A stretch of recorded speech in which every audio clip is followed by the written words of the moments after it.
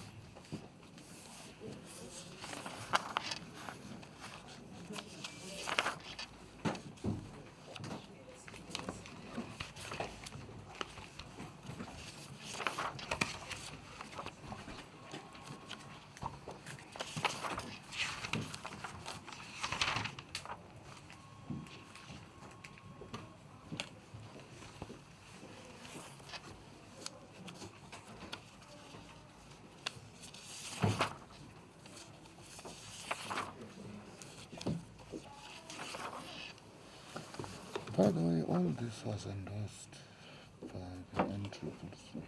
Oh, okay. Which is good. That's good.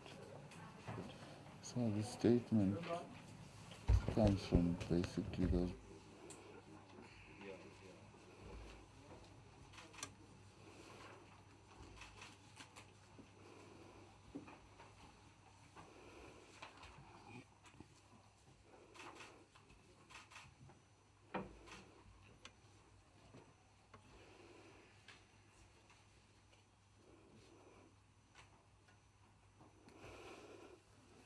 Good afternoon.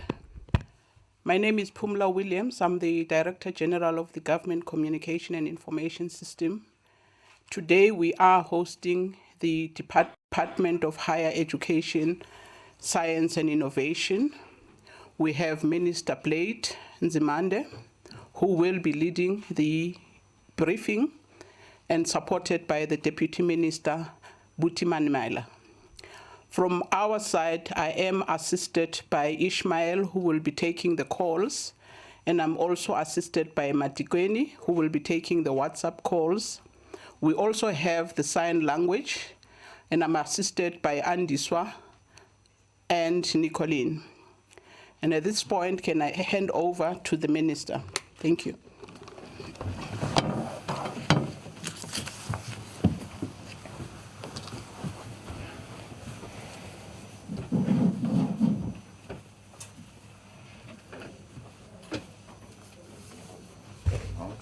Futla. That's all mines. Yeah.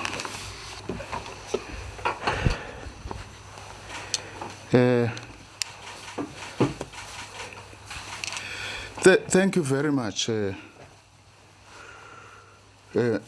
Pumla Williams, the Director General of the GCIS, our host, our Deputy Minister, Nzimande, the Senior Management of the Department of Higher Education and Training, members of the media, ladies and gentlemen, good afternoon. On the 8th of June 2020, in Government Gazette number 43414, I released directions in terms of the Disaster Management Act for criteria to return to public and private higher education campuses as part of a risk-adjusted strategy for a phased-in return from level 3 then of the national COVID-19 lockdown.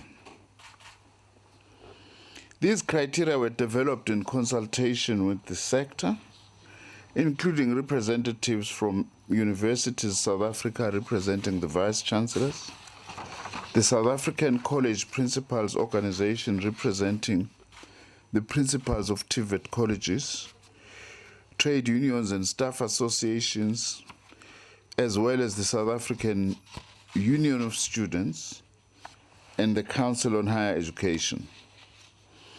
Institutions have been implementing their own student return strategies in line with their teaching and learning and campus readiness plans, and under level 3, up to 33% of students have been returning to campus as per our last guidelines and framework. I must say we are meeting here today just over a week after President Cyril Ramaphosa announced the shift from alert level 3 in terms of the lockdown and dealing with COVID-19 to level 2. So today we've come to brief you about what is to happen in the post-school education and training sector now that we are at level 2. I wish to say that each institution has taken a different approach to the risk-adjusted phased-in return, dependent on their context and readiness and in line with their own detailed institutional plans and strategies. As a Department of Higher Education and Training, we have maintained regular communication with the sector, working with Universities South Africa, as I have said, and the South African College principals, as well as individual institutions. We have also put in place a bi-monthly monitoring process through which all public institutions are reporting and which lays the basis for further engagement with the department where necessary. I'm grateful for the support of our institutions who have agreed to this process and who have been submitting regular reports and responding to requests for information. Sibonga kubo bonke siqhubeka nokubambisana nabo ekubhekaneni naleli gciwane ngomsebenzi okufanele ukuthi siwenze ukuzama ukuthi sisindise impilo sibe futhi sifuna ukuthi lo nyaka wokufunda ungalimali kakhulu. Now, this is an important part of our national effort to contain the spread of the virus, keep our students and staff as safe as possible, and work in solidarity to do everything possible, as I have said, to save the academic year, and ensure that all students are given a fair opportunity to complete the academic year. We are very much committed to that. However, we have to remain vigilant about the necessary physical distancing, safety and cleaning protocols to ensure that we continue to save lives while we work towards saving the academic year. On a sad note, I must report that we have lost 80 members of our public higher education community to deaths that are related to COVID-19 complications. Of these, 35 were staff members and 9 students from universities and 36 from our technical vocational education and training TVET colleges, with 11 students and 25 staff members. We mourn these losses of staff as a ministry and the loss of lives also for students in our universities and colleges, and wish to send our condolences to the families, friends and colleagues of those who have succumbed to this illness. We also wish to express further condolences to the relatives of those who are in our sector that have been lost through this. Let me start by giving a report on universities, on what is going to happen. Qale ngodaba lwamanyuvesi ukuthi kuzokwenzakalana emanyuvesi njengoba sizochaza namhlanje emva kwesimemezelo sikamongameli sangesonto elidlule. In terms of the most recent monitoring report as of 6th August 2020, the total number of positive COVID-19 cases reported by our institutions is 1,552. Of these, 975 are staff and 577 are students.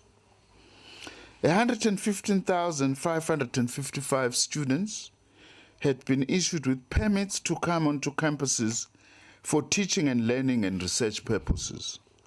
This amounts to approximately 20% of the contact student population. some institutions are still implementing the phased return of the first 33% of students to their campuses.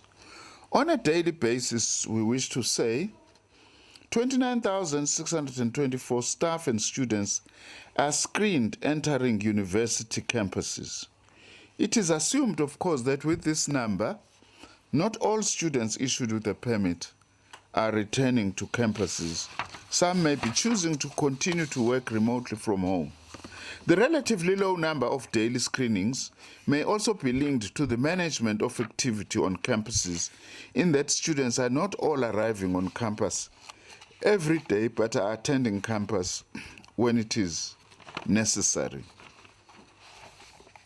In terms of return to residences, there were 33,985 students living in university-owned residences as at the 6th of August.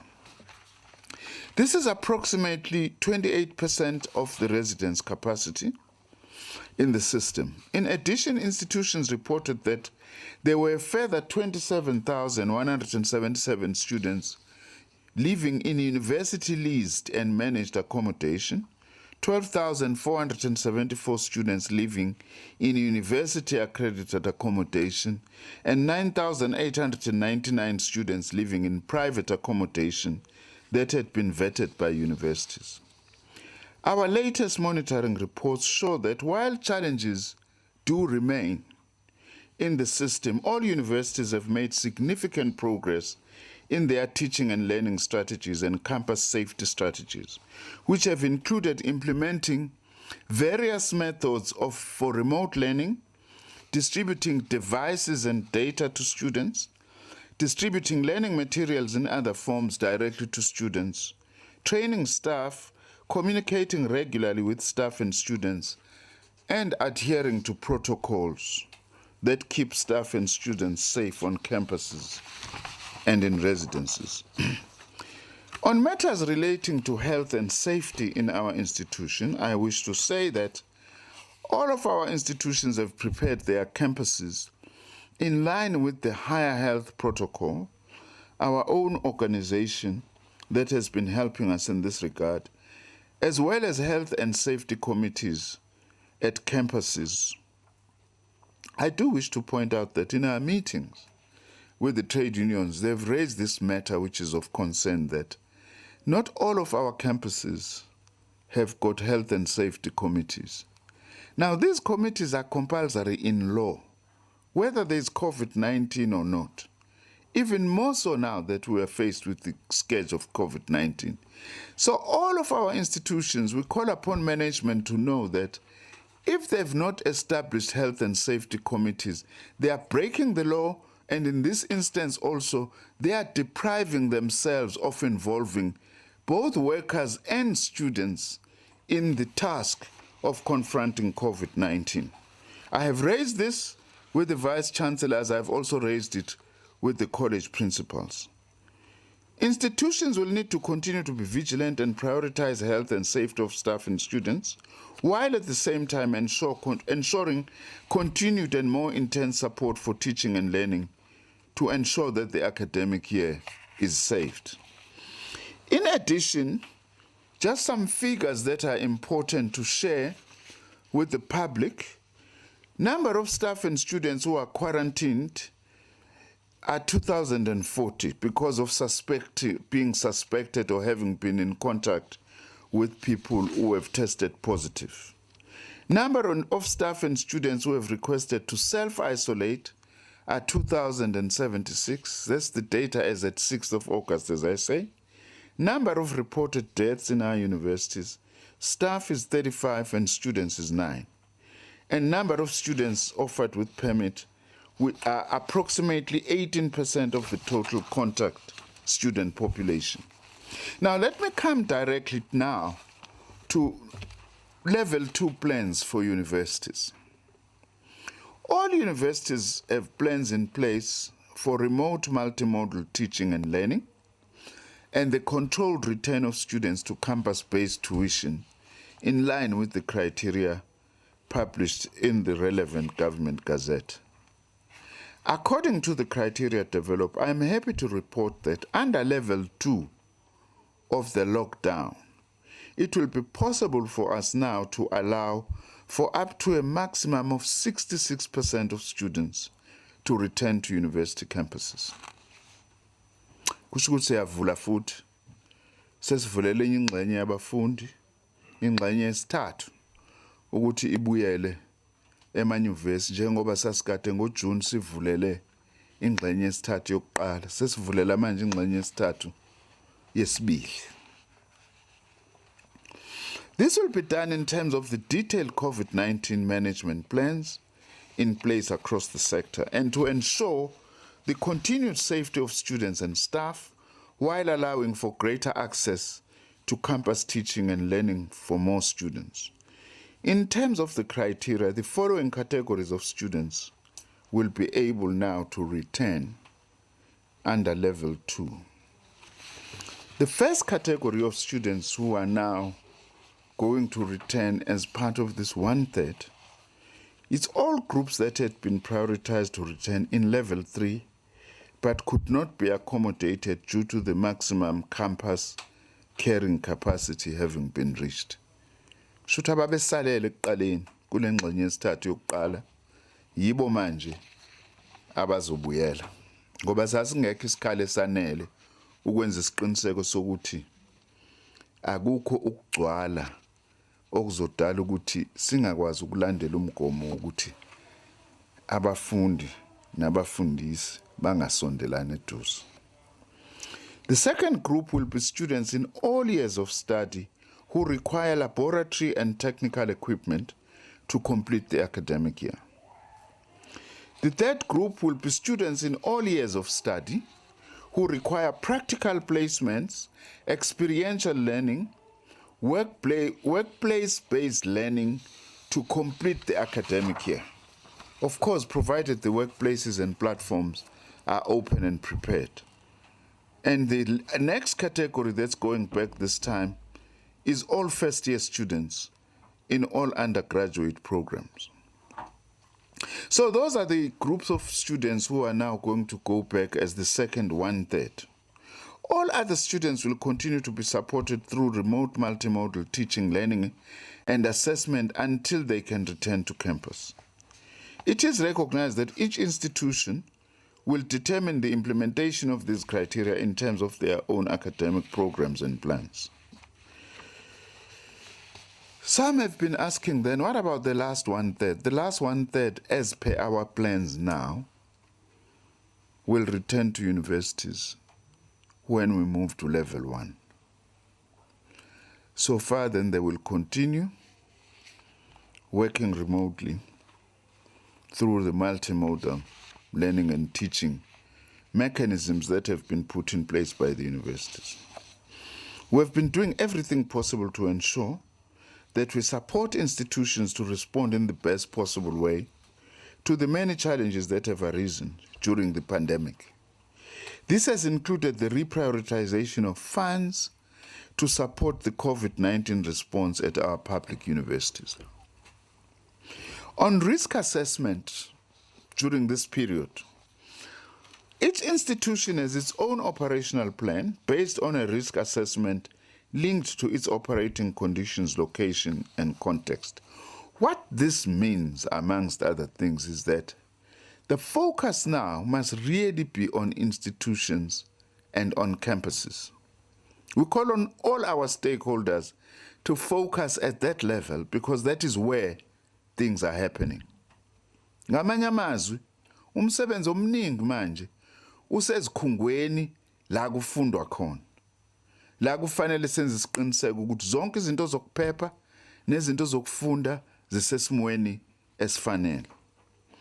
Institutions submitted their plans to the department on their 33% return of students to campus and have been requested to submit updated plans for the 66% return by yesterday, and they have indeed submitted.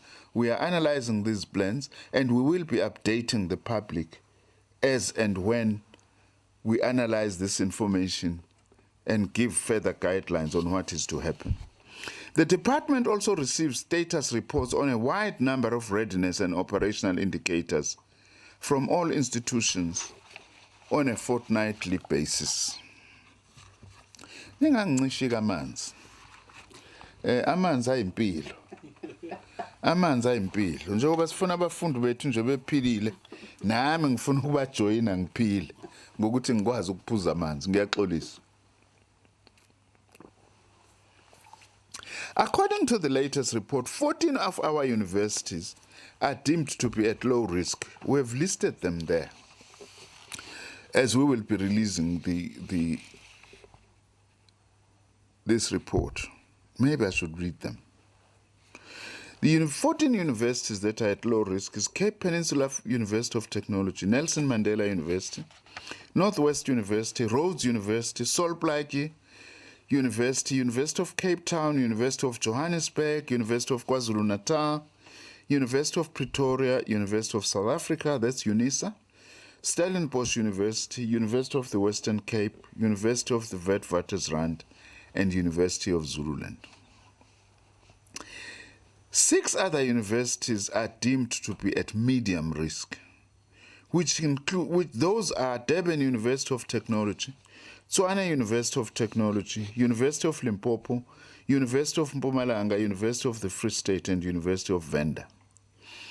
The last 6 universities which are deemed to be at very high risk in terms of being ready to do what is expected of them is the Central University of Technology, is Mangosuthu University of Technology, it's Fako Mahato University, University of Fort Hare, Fal University of Technology, and the Walter Sisulu University.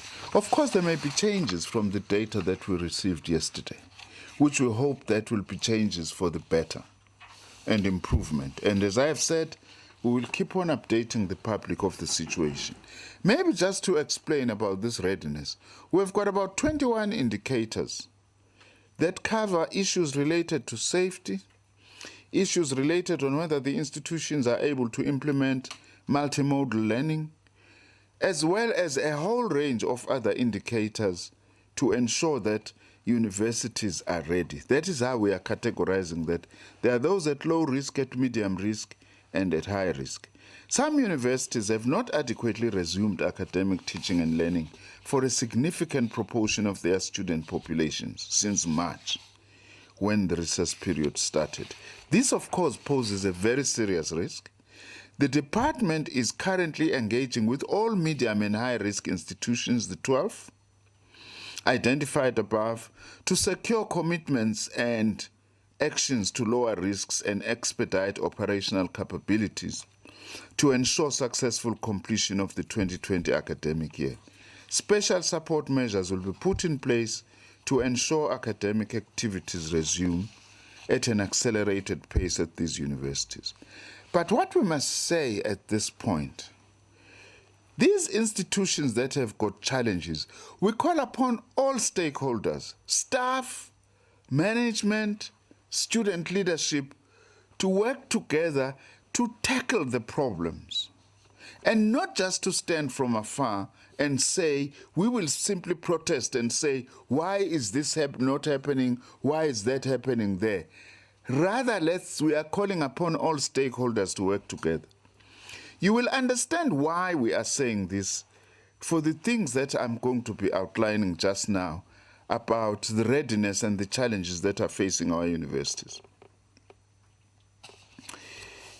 In this regard, institutions have reported differential levels of responsiveness in terms of their progress in completing the requirements for the 2020 academic year and readiness for the onset of the 2021 program. I've been concerned about the wide range of variation in respect of these 2 aspects, given that there are various kinds of negative implications for the system. We need to strike the right balance between the imperatives of enabling institutions to complete the requirements for the 2020 academic year in order to give all students a fair chance, and the need to ensure the start of the 2021 academic year in ways that do not render the system unmanageable or impairing the principle of equity of access across the system. For this reason, I have met with both the COVID-19 Ministerial Task Team, which is chaired by our Deputy Minister, Puti Manamela, and the Vice Chancellors in the last week to impress upon the principal to agree on a fixed period within which all institutions must complete the current academic year and a fixed period of starting dates for the opening of the 2021 academic year. As it stands now, and this is very important, we are targeting all institutions to complete the 2020 academic year by the end of February 2020, with starting dates for the new 2021 academic year ranging from 15 March to 15 April 2021. Let me repeat this. As things stand now, we are targeting that all institutions, that is our universities, public universities, to complete the 2020 academic year by the end of February next year, with starting dates for the new 2021 academic year ranging from 15 March to 15 April next year.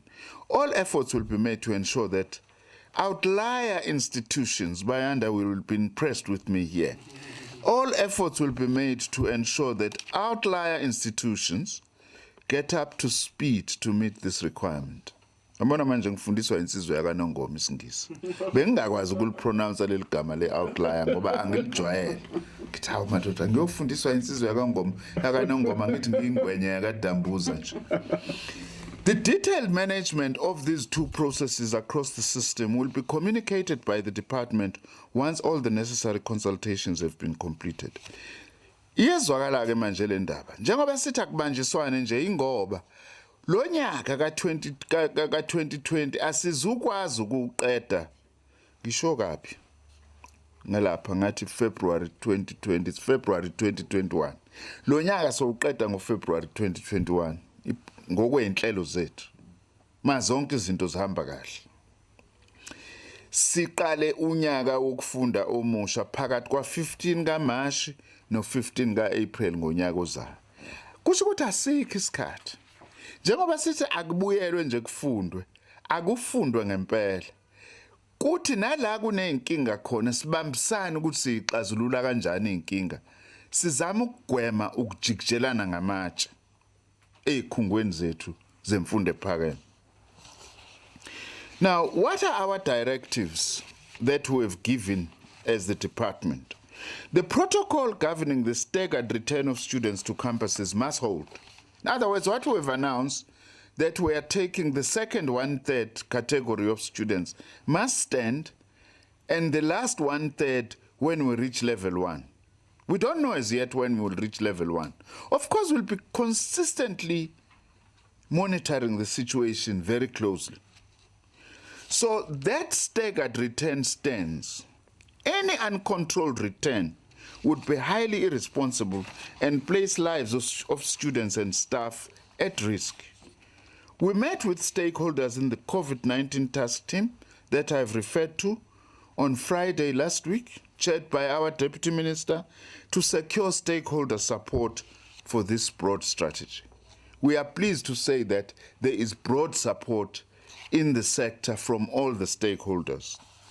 The return of students up to 66% as per return protocol announced in March will now proceed under specific conditions to be laid out by our Department of Higher Education and Training to all institutions.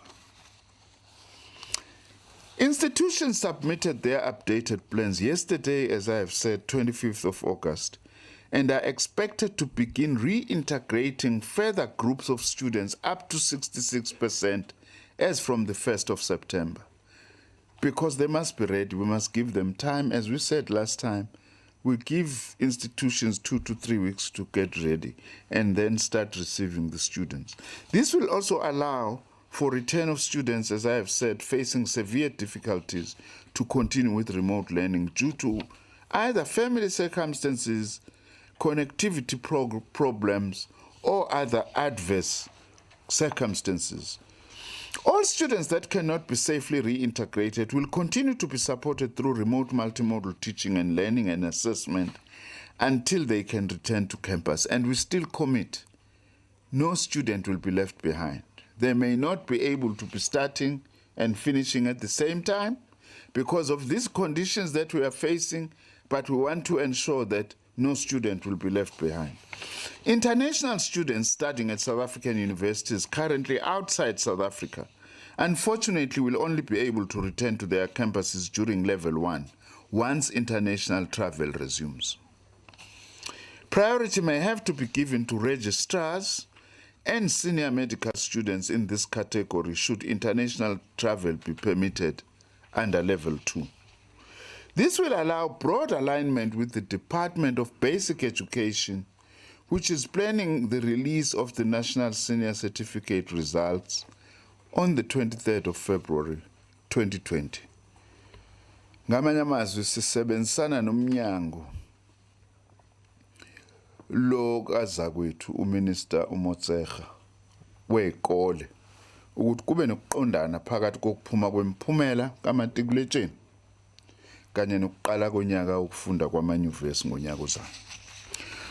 On digital learning devices, I had tasked the National Student Financial Aid Scheme, NSFAS, with the procurement process of the digital learning devices for NSFAS funding students currently registered at universities and TVET colleges.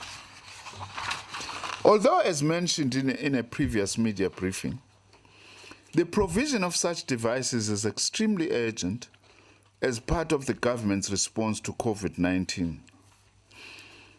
But a formal, transparent, competitive tender process was followed.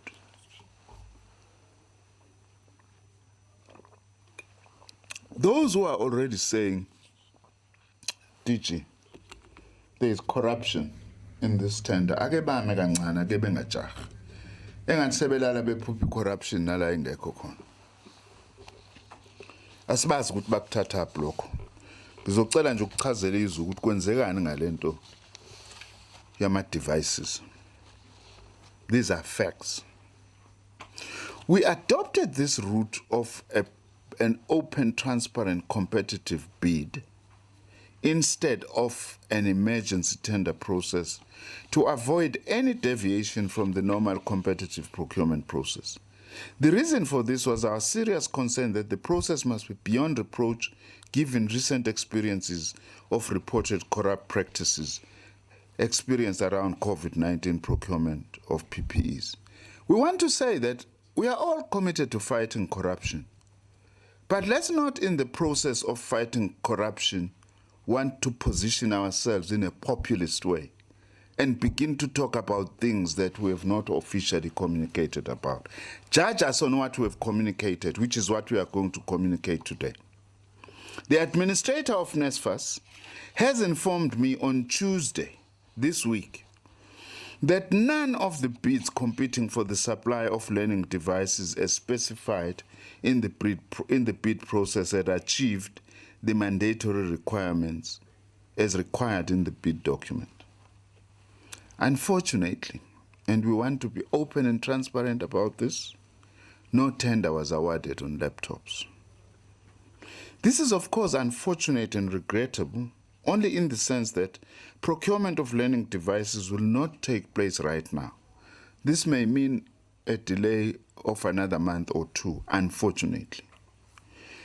However, we are also quite clear that the rules of good governance and due process must be followed to ensure a judicious outcome in the public interest.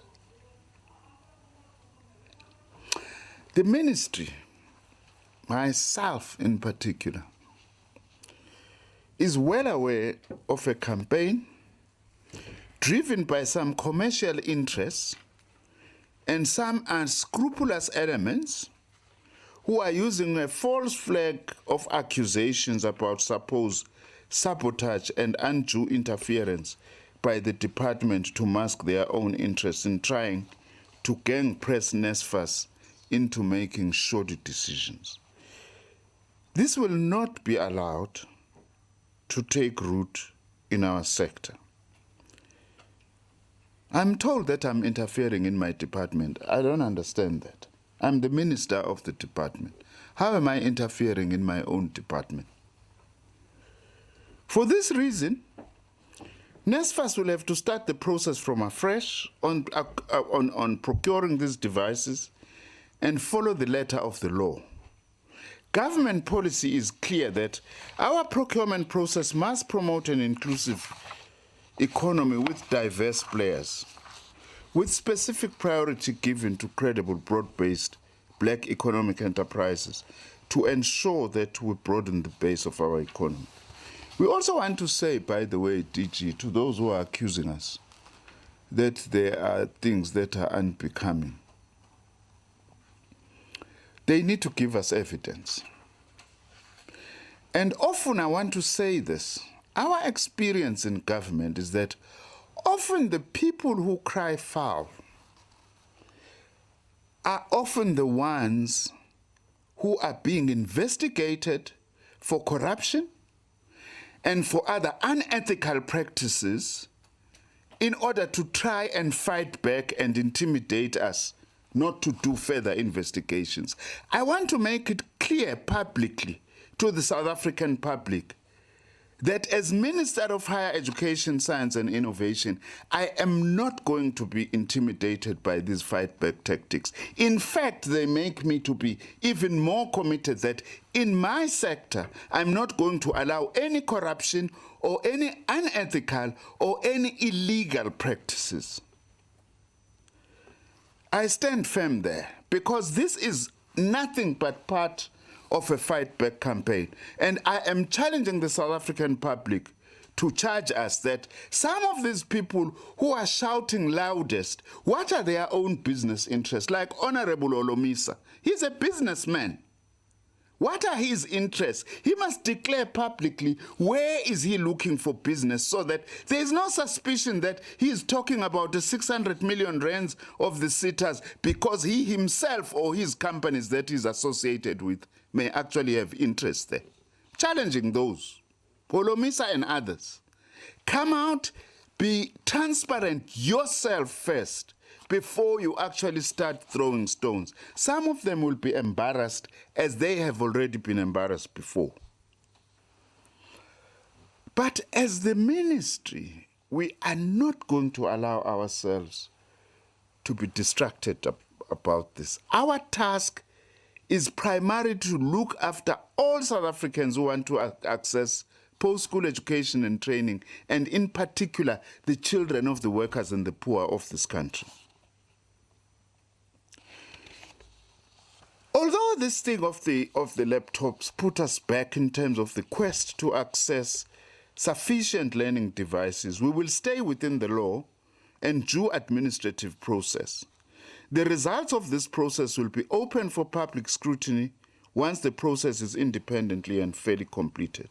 Let me also add that in the same vein of transparency, I have also instructed all our institutions, DG, universities, TVET colleges, SITAs, under my 2 departments, to publish the full list of all companies that have benefited from procurement that was initiated in response to COVID-19. Zonke ikhungo ezingaphansi kwalomnyango wethu sithi azikhiphe bonke abantu abathola amathenda njengoba kusho umongameli ukuthi ke amanyuvesi ethu, amakolisi ethu, amasitha ethu awakhiphi ukuze kubonakala ukuthi obani abatholile la, ngabe bathole ngendlela eyiyo yini njengendlela yokuthi silwise inkohlakalo. Now, once a service provider has been appointed, the learning devices will be delivered directly to the student as per address provided on the acknowledgement of debt or request for digital learning device form. NSFAS has issued guidelines to outline processes to be followed to enable students to receive these laptops. The following are the guidelines on who qualifies and terms and conditions for digital learning devices. Only contact NSFAS-funded students who are currently registered at universities and TVET colleges will qualify to receive a device. NSFAS funding policy makes provision for NSFAS-funded students studying at universities to receive a learning material allowance annually, which covers the cost of necessary learning material, books or learning device. NSFAS funding policy does not make provision for NSFAS funded students studying at TVET colleges to receive a learning material allowance. I have therefore signed a once-off policy deviation which will allow TVET college students to receive digital devices for the 2020 academic year. Going forward, we will come back to those matters. As of now, for TVET college students is to receiving devices for the 2020 academic year. University students who are not funded in the DHET scheme of NSFAS do not qualify for this, like students who are supported by Funza Lushaka, by the Department of Social Development, by the SETAs. They do not qualify for the devices and must request their institutions who are supporting them to actually supply them with these. Funding for digital devices and associated costs must be sourced from the available 2020 funding budget. Trimester 1 and Semester 1 students at TVET colleges will not qualify to receive the learning devices, as these students have already written their final exam. Sebeqedile. Laba sebeqedile ngesho abazukwazi ukuthi bayithole. Sithemba ukuthi bothola umsebenzi bakwazi ukuzithengela bona ama-device okusebenza. Sizogxila kakhulu kulabafundi abasekhona ezikhungweni zethu. These learning devices are meant to assist students in completing their 2020 academic year. However, Trimester 1 and Semester 1 students who will be enrolling for Trimester 2 and Semester 2 will qualify to receive the devices. But all these details can be found from the institutions. We are merely outlining the framework. Students will have an option to accept or decline the offer of a digital learning device. University students who have opted to receive the learning device will receive them on a loan-to-buy basis because we want these devices to be owned by the students. The cost of the device would be added to the student fee account, and the student will have an option to purchase it by settling the cost with the institution, or purchase it by providing consent to NSFAS to withhold the learning material allowance in future academic years, or return it in good working order to the institution. Students who will exit the higher education system at the end of the 2020 academic year must return the device in a good condition or purchase the device at a price agreed with the institution. Failure to comply will result in the student's fee account having a positive balance. This includes students that will graduate, students that may exit because of academic progression of the N+ rule violations, or students that may opt not to come back in 2021. On the NSFAS application cycle, the National Student Financial Aid Scheme 2021 application cycle opened on the 3rd of August this year and will close at the end of November this year. To date, NSFAS has already received over 89,547 applications. Given current extreme circumstances as a direct result of COVID-19, we are anticipating an influx of applications by the closing date of applications of 30 November 2020, with predictions of a higher number of applications compared to the previous years.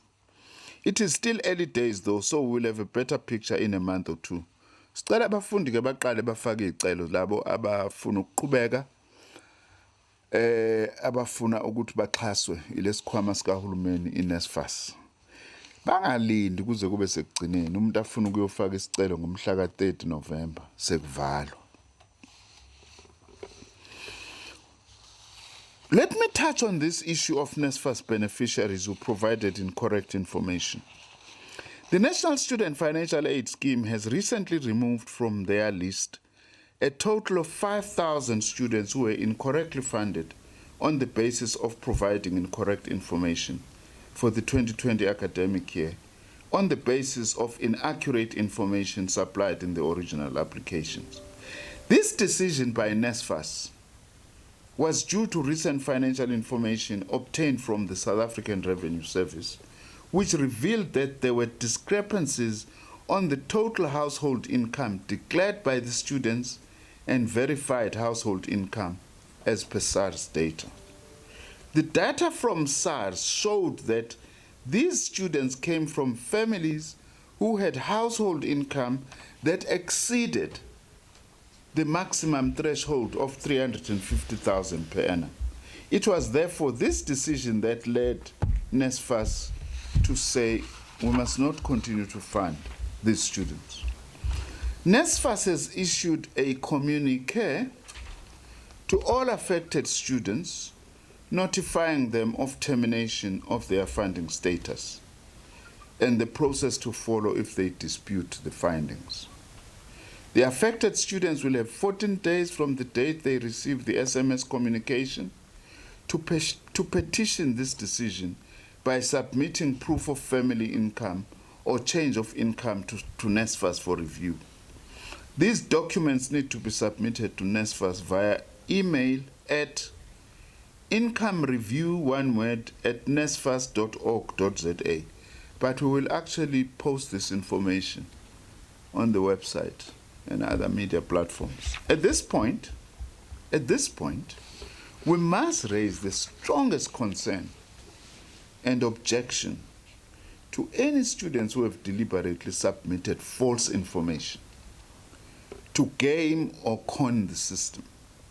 This is clearly a case of unethical and corrupt behavior. Cannot be justified.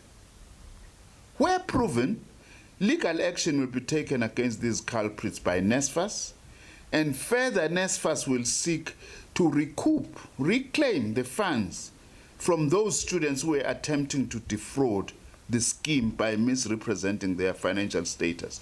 We want to say to all South Africans, corruption must be fought wherever it occurs, irrespective of who is involved. We can't say because it's students who are involved in corruption, then we will have student solidarity to actually defend corrupt behavior.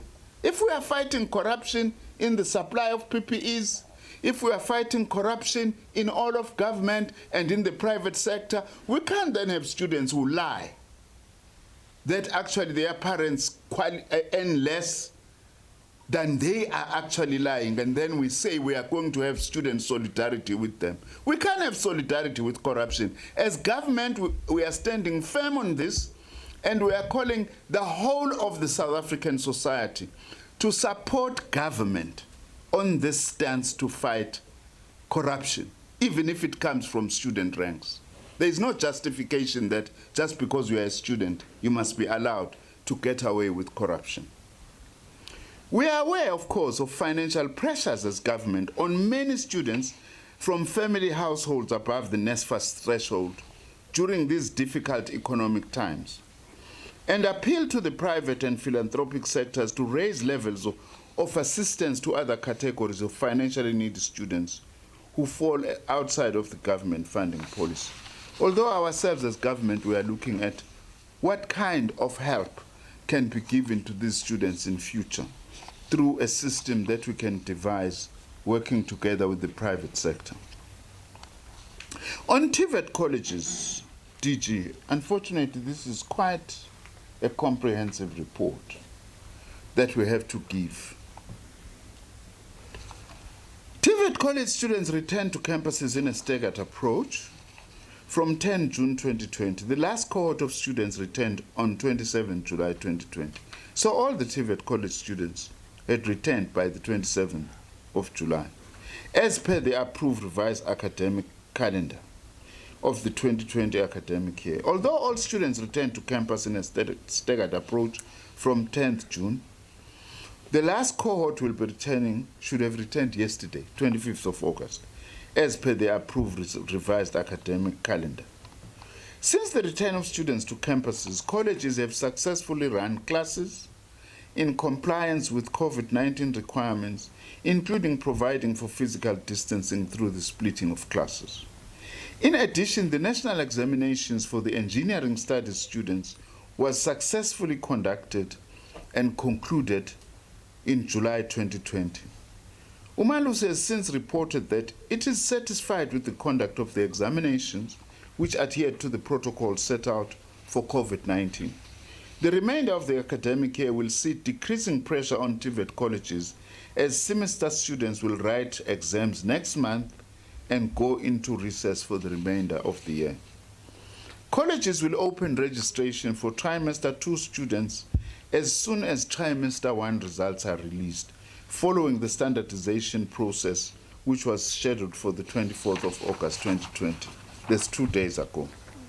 Examination activities has thus far been conducted in compliance with the revised academic calendar for 2020 and will continue until the completion of the NCV exams on the 11th of December 2020.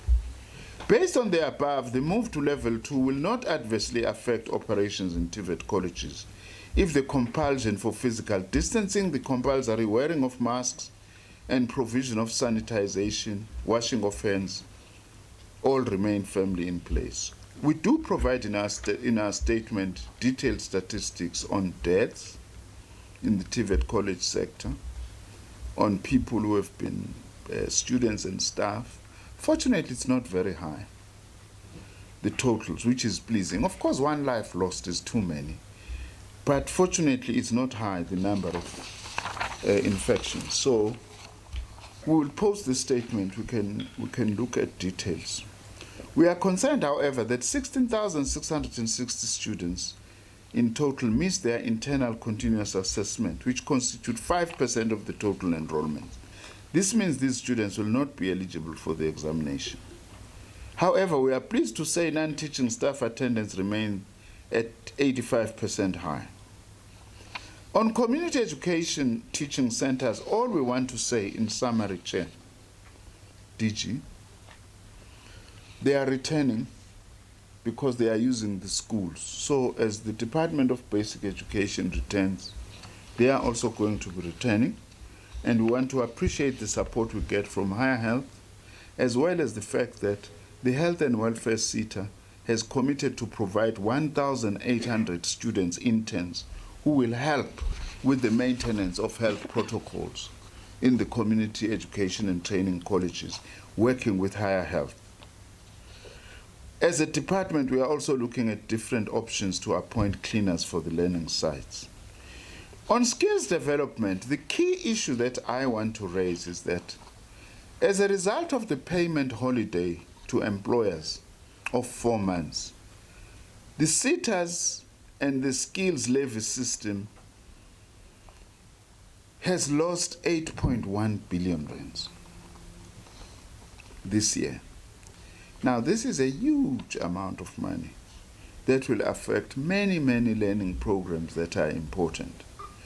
But nevertheless, we are engaging with the social partners at NETLEC and the SETAs to mitigate against the decline of the skills levy collections. And also we are managing the return of the students in a phased way in line with the risk-adjusted strategy. In conclusion, masasiphetha ngoba ayikho indaba engenasiphetho. I would like to acknowledge the significant support that has been provided by Higher Health. Dr. Ramnik, we appreciate that, to the university and college system. The many forms of support offered by Higher Health to institutions, including advice, guidelines and protocols, training and support for mental health, have been critical to our institutions at this difficult time.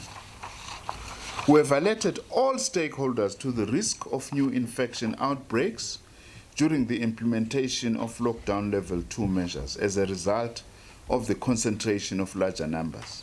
Na into esifuna ukuyigcizelela, njengoba ibalo sesizokwanda zabafundi ababuyela ezikhungweni zethu zemfundo ephakeme, ingozi izoba nkulu yokuthi lesifo futhi sisingene.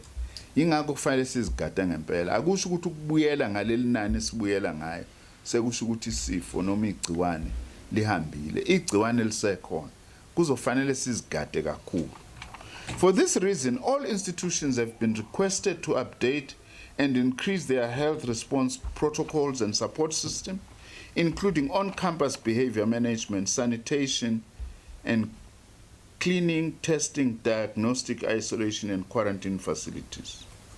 I know this has been a challenging time for many students, a time of uncertainty and anxiety for all. We understand that. We sympathize with that. We'll do all we can on our side to make life easier for you so that we complete the academic year.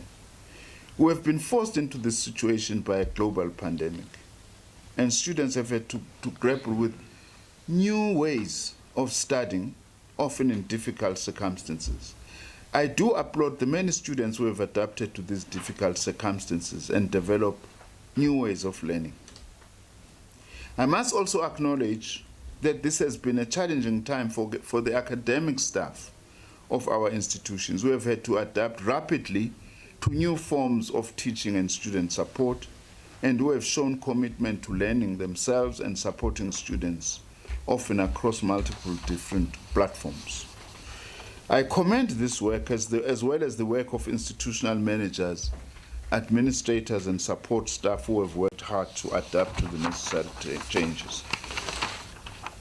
But let me particularly also take this opportunity to express my most sincere appreciation, in particular to the ordinary frontline workers, such as security guards, cleaning staff, and administrative staff, whose crucial role in the fight against the spread of the virus is often not properly recognized. Funa ukuzakalisa ukubonga kakhulu kubasebenzi isikhathi esiningi siye sibakhohlwa. Abasebenzi abenza isiqiniseko ukuthi zihlanzekile indawo esikuzona nabagada izakhiwo zethu. These workers continue to play a very important role to ensure that as people move about and enter different work and other spaces, they do not spread the virus or expose themselves and others. To our Deputy Minister, I want to say thank you, but also tell you a story that you might not have realized. The former British Labour Party leader and Member of Parliament, Jeremy Corbyn, has made an important point that COVID-19 has made a very important revelation in our lives. That revelation is to finally awaken the world to the important roles that cleaners have become important, security have become important, workers that many people don't care about. I have also observed, by the way, on my part, just my own observation, it's not exclusive to me, that this virus has turned things upside down. Have you ever thought that an ordinary security guard would ever be the one who takes the temperature of a medical professional as they enter the health or other facility? Ubani wayecabanga ukuthi umsebenzi nje ogadile security uyozothatha i-temperature kadokotela. Uma ngabe futhi iphezulu kadokotela ungeni la. Phuthuma uhambe uyobheka uyolashwa. Ngamanye amazwi lesifo noma sinzima kodwa sisifundisa ukuthi abasebenzi bakithi esibabukela phansi umsebenzi wabo ubaluleke kakhulu. Siyabonga. I also want to thank the trade union leaders and student leaders who have contributed to planning and support at institutional level. We wish you all the best as you return to our institutions. Thank you very much, DG.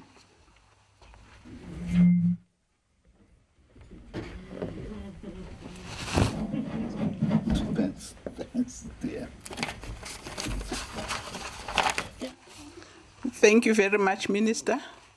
I trust the Minister and the Deputy Minister will indulge some of the questions from the members of the media. Can I start with Ishmael there with the callers? Do we have callers? Thanks, DG. We don't have questions at the moment. Okay. Thank you. Matikweni? Thank you, DG. We have about 7 questions from 4 reporters. Okay, proceed. So the first one is from Bonga Hlulani from EWN. The first question he asks is, Minister, please elaborate on the 2020 academic year ending in February. Is that an instruction to or a suggestion? And his second question is on the 66% allowed back, and when will this happen? What is the date, is what he's asking. The next one is from Christian Duplessis from Netvac 24. His first question is, how will the department deal with the issue of prospective first-year students since matric results will only be released towards the end of February?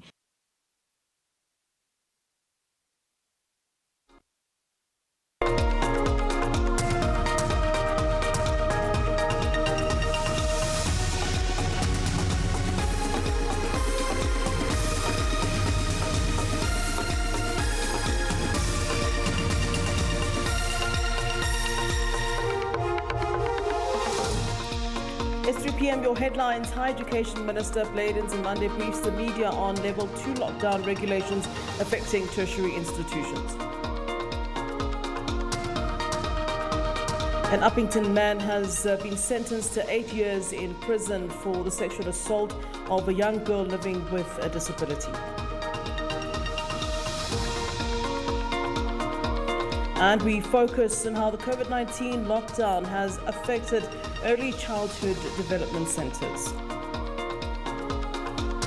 A very welcome to you watching SA Today here on SABC News. Thank you so much for tuning in. We're coming to you from the south of Johannesburg in Nasrec, and I'm Flo Ledwaba.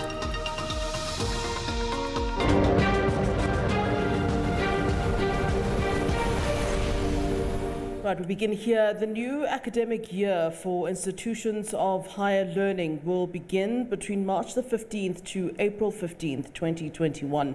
That's according to Higher Education Minister Dr. Blade Nzimande. Nzimande was giving an update on the return of students to institutions under Level 2 regulations. The NSFAS closing date for applications is the 30th of November this year.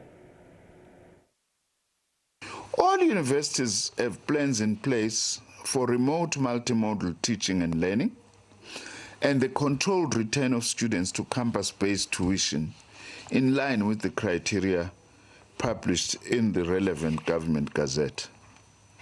According to the criteria developed, I am happy to report that under level 2 of the lockdown, it will be possible for us now to allow for up to a maximum of 66% of students to return to university campuses. This will be done in terms of the detailed COVID-19 management plans in place across the sector and to ensure the continued safety of students and staff while allowing for greater access to campus teaching and learning for more students. In terms of the criteria, the following categories of students will be able now to return under level 2. The first category of students who are now going to return as part of this 1/3 is all groups that had been prioritized to return in level 3 but could not be accommodated due to the maximum campus carrying capacity having been reached. The second group will be students in all years of study who require laboratory and technical equipment to complete the academic year. The third group will be students in all years of study who require practical placements, experiential learning, workplace-based learning to complete the academic year. Of course, provided the workplaces and platforms are open and prepared. And the next category that's going back this time is all first-year students in all undergraduate programs. So those are the groups of students who are now going to go back as the second 1/3. All other students will continue to be supported through remote multimodal teaching, learning, and assessment until they can return to campus. It is recognized that each institution will determine the implementation of these criteria in terms of their own academic programs and plans. Some have been asking then, what about the last 1/3? The last 1/3, as per our plans now, will return to universities when we move to level 1. So far, then they will continue working remotely. Well, it's been hailed as a victory for access to justice for people living with disabilities. An Uppington man has been sentenced to 8 years imprisonment for the sexual assault of a minor. The victim, known as Shanae, suffers from cerebral palsy. She was 7 years old when she was sexually assaulted in 2012. It took 7 years for the case to reach the court and another year for its conclusion. David's name is to be included on the register for sexual offenders.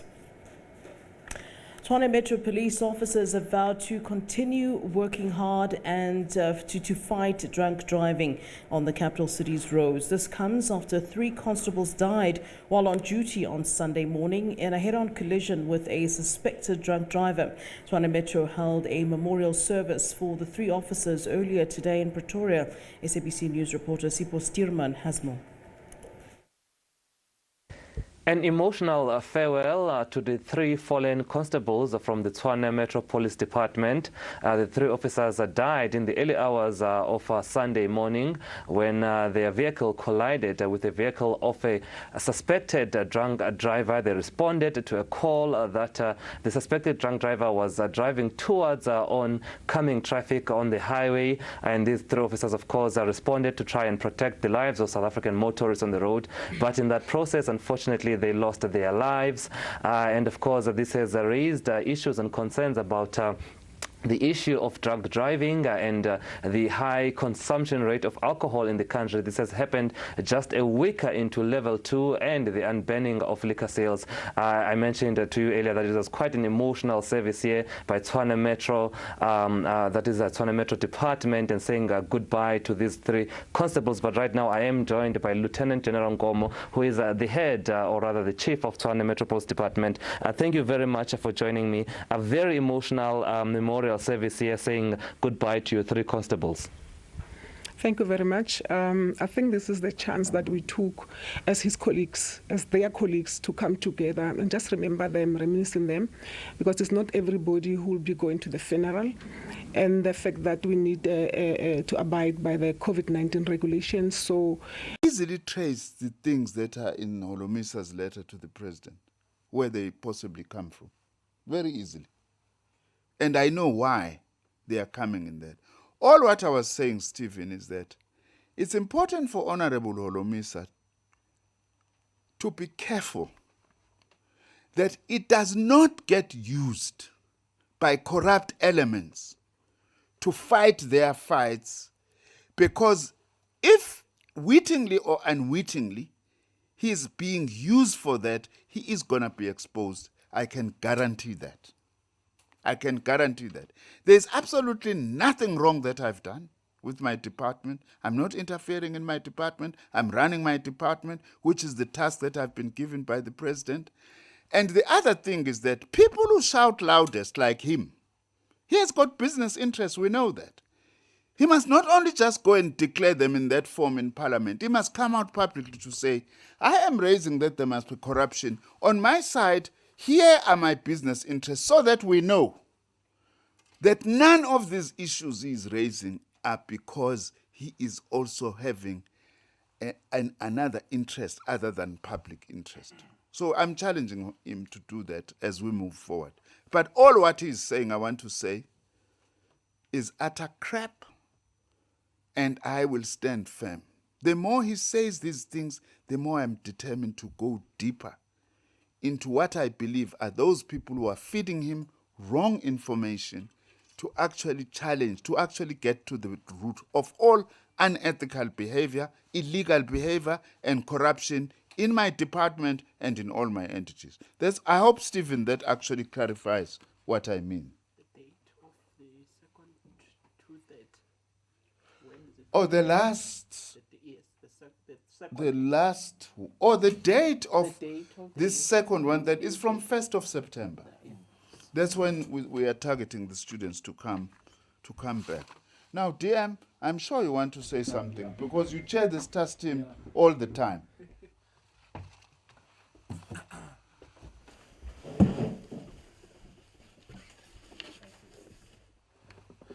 Thank you, Minister. I think there's just one question relating to or maybe just to remark on the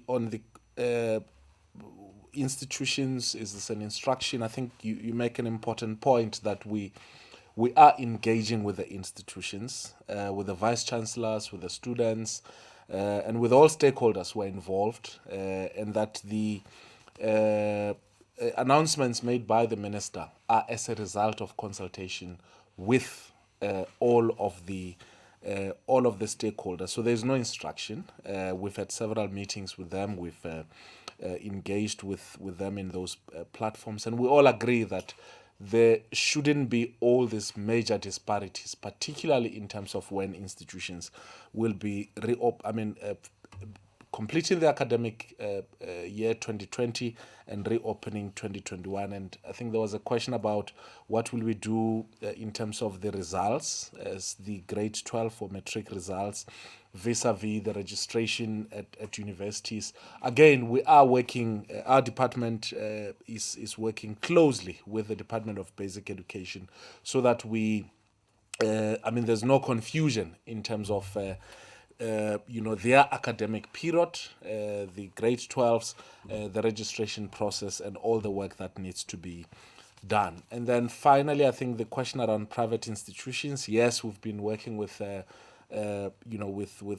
leadership of the associations of private institutions, and I think it's quite unfortunate that with all the responsibilities that we have as the state, in terms of NSFAS students in particular, and all other students, I think it would be, we obviously, unfortunately, may not be able to do much as it relates to students from private institutions who may be deregistered, other than imploring two private institutions to make arrangements with those students so that they continue and complete the academic year, and whatever arrangements in terms of payment be made on the basis of the agreement between the students and the institution. So there isn't, at least at this point, much that that we can do. We understand the economic conditions and situation that many of the parents are faced with, and that many may have been or actually have been retrenched. They've got no employment and any source of income, and so that's why we want to implore to those private institutions to really listen to the plight of parents and students who are studying in those institutions. Thank you.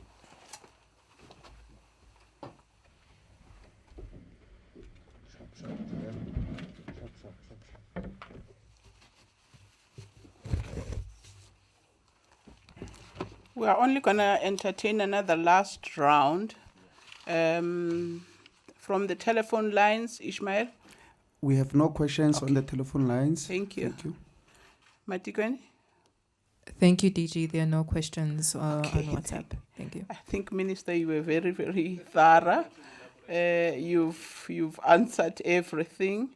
And I think the Minister has committed that the statement will be on the website for those who would like to get a copy. Thank you very much. I think we've come to the end of this media briefing, and thanks to the Minister and the Deputy Minister. Thanks, Richie. Thank you very much. And thanks to everyone. Do you have to say more? Yeah.